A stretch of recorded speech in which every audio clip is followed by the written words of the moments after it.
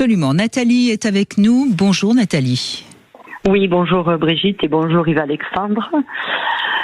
J'ai écouté votre introduction et je me reconnais dans tout ce que vous avez dit concernant l'ex-mari, les enfants, les amis, enfin, voilà. Alors c'est vrai que... Vous avez le poids du soin des autres sur les épaules. Je sais pas, mais c'est vrai que la façon dont j'ai quitté mon ex-mari, c'était pas bien. Parce que comme vous disiez tout à l'heure, je l'ai trompé. Pour X raisons, bien évidemment. Je dis pas que j'avais raison, mais c'était mes raisons de l'époque. Et après, ce que j'ai dit à mes enfants, c'est que la façon dont je l'ai fait, ce n'est pas bien, mais je ne regrette pas de l'avoir quitté. Et je pense que... C'est-à-dire, vous pensez que vous auriez dû le quitter avant de le tromper, c'est ça ? Ouais, je pense, oui. Mais j'étais pas assez courageuse à l'époque et... Alors voilà. moi, je vais déjà vous donner une raison qui va peut-être choquer certains auditeurs et peut-être même Yves-Alexandre Talman. Le fait de refaire l'amour avec d'autres hommes vous a renoué avec votre élan vital, vous a redonné du courage et ça vous a permis de le quitter. Donc c'était une démarche nécessaire. Voilà ce que j'en pense. Mais Yves-Alexandre Talman, je vous laisse juger. Je ne suis pas juge, mais par contre, ce qui m'intéresse de savoir de la part de Nathalie, c'est ce qui la rend coupable, c'est non pas d'avoir quitté son mari, mais la façon. Donc j'entends qu'il y a à côté de la tromperie entre guillemets, il y avait encore quelque chose dans la manière de se séparer de lui. Oui, tout à fait, parce que j'ai pas été correcte. Je suis partie, j'ai laissé mes enfants à mon ex-mari un week-end. Voilà, c'est ces façons-là de faire qui, je suis toujours dans cette culpabilité. Pour moi, je dis, ce n'était pas propre. Voilà, entre guillemets. C'est ça. Mais est-ce qu'on pourrait pas dire plutôt que vous avez été un peu lâche, tout simplement?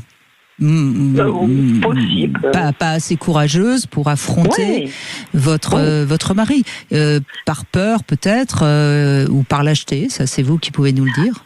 Alors ça c'est tout à fait possible parce que si vous voulez, la personne avec qui je l'ai trompé, ça m'a aidé à partir. Parce que toute seule je n'avais pas le courage et effectivement j'étais lâche de le faire toute seule, je suis tout à fait d'accord. Et c'est cette façon-là qui en découle les relations compliquées que j'ai surtout avec ma fille et mon fils aîné. Mais oui, je regrette, voilà. Mais ce qui est intéressant, vous voyez, Nathalie, c'est que cette culpabilité qui vous ronge, vos enfants en profitent pour vous le reprocher. Et c'est peut-être là que Yves-Alexandre Talman peut peut-être vous aider un petit peu à vous débarrasser de la culpabilité. Qu'est-ce que vous en pensez, Yves-Alexandre ? Oui, alors c'est moi qui vais dire quelque chose qui va peut-être vous étonner, Brigitte. Comme toujours, vous m'étonnez toujours. Mais ici, ce que j'entends, c'est que c'est une culpabilité par rapport à un jugement sur soi-même. Je n'ai pas été correct, ce n'était pas propre. Non pas de la réaction de l'ex-mari. Donc ça veut dire que Nathalie a enfreint une de ses propres règles de fonctionnement. J'aurais pu faire mieux que ça. J'aurais fait la même chose, mais d'une autre manière, puisque c'est la manière.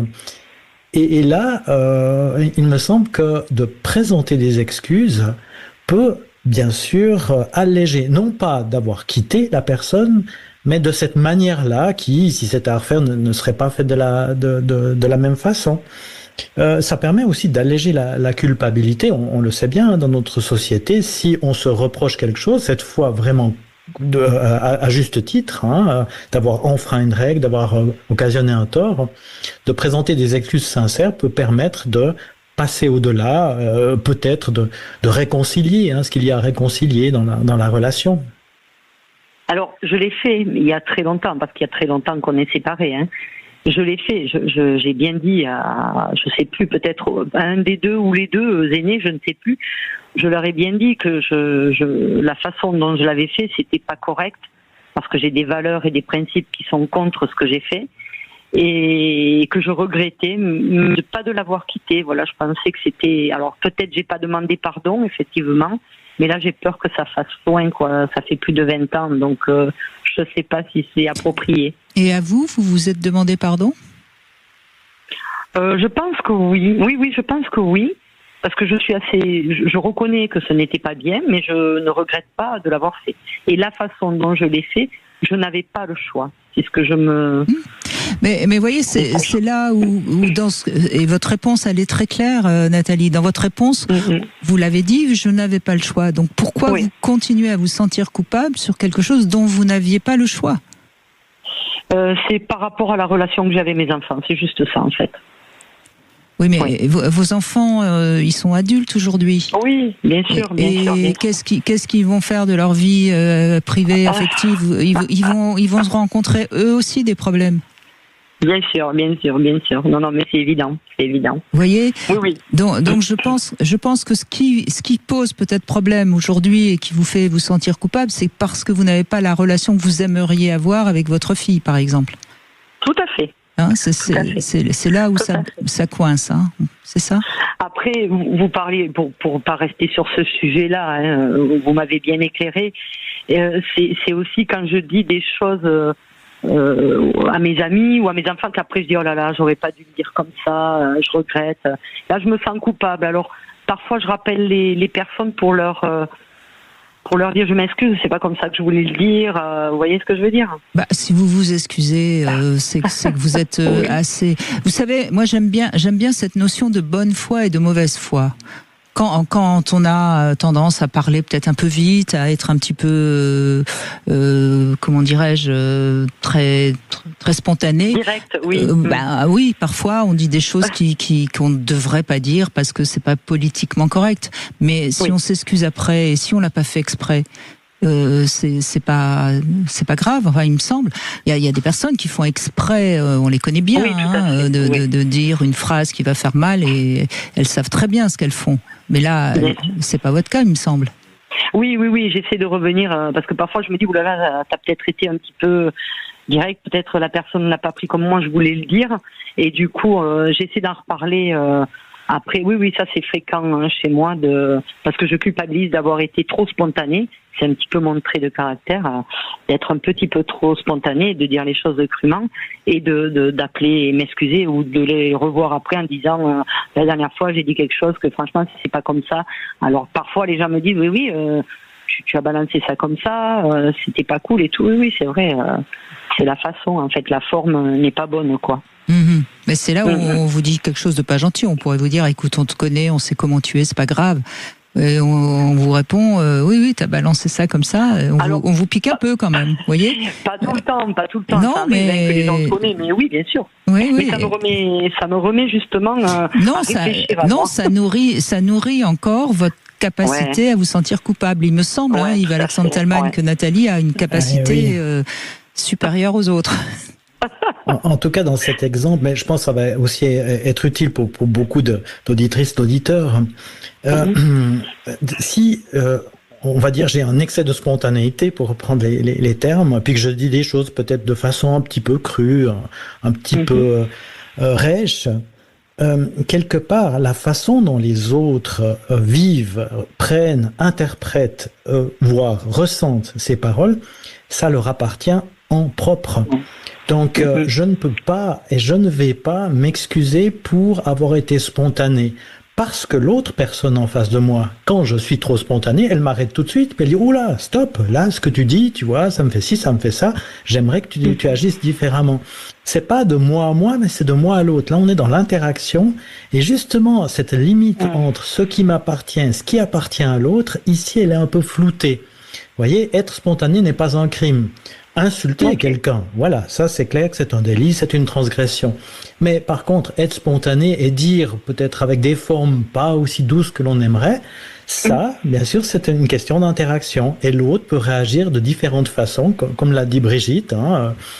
Plutôt que de me renvoyer la balle, elle peut me demander de changer de ton, elle peut prendre un peu de distance, ou encore d'autres choses. Ça lui appartient.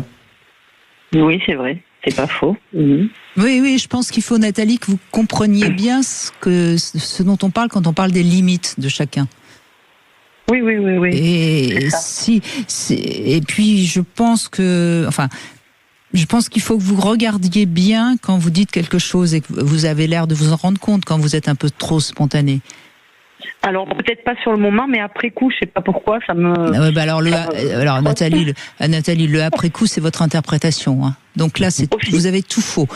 Parce que quand on dit quelque chose un peu spontanément et qu'on voit l'autre qui marque le coup, là, on se rend compte qu'on a peut-être été un petit peu trop rapidement, que notre parole a pu blesser.